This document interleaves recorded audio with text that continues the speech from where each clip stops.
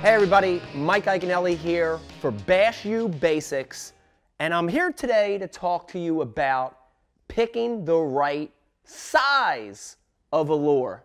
You know, it can be kind of intimidating. You walk into your local tackle store and you look at that wall of hundreds and thousands of baits in different sizes, and what's the correct method to pick the right size of a bait? And you know, for me, there's a real easy answer based on a couple factors. And you know, the first factor is something in fishing called match the hatch. If you're a fly fisherman, you know this, you know what that means. But let me explain what match the hatch is.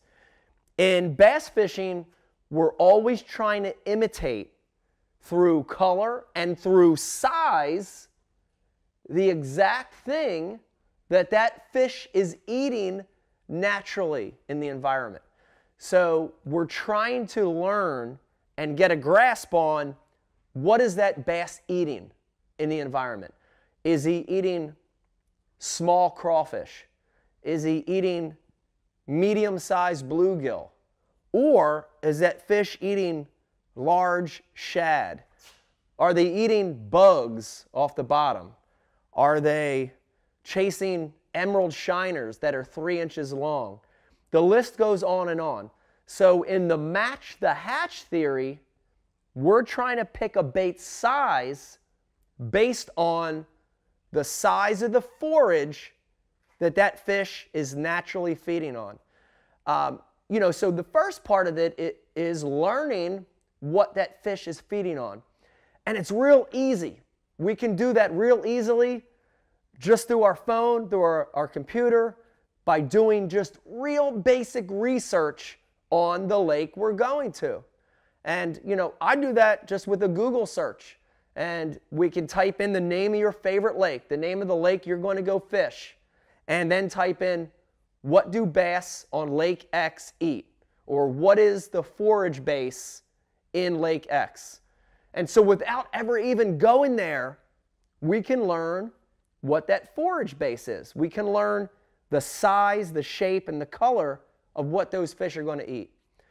The other side to that research is once we get to the lake, we've got our rod and reel, and we're walking down to the lake. While we're there, look around. Be observant on what you see in the water.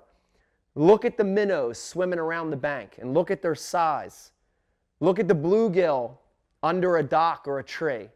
And even turn over some rocks. You get down to the bank, turn over a rock and look at what crawls out. Look at the shape and color of that crawfish. So by understanding the forage, that's going to help us pick the size of the bait, right?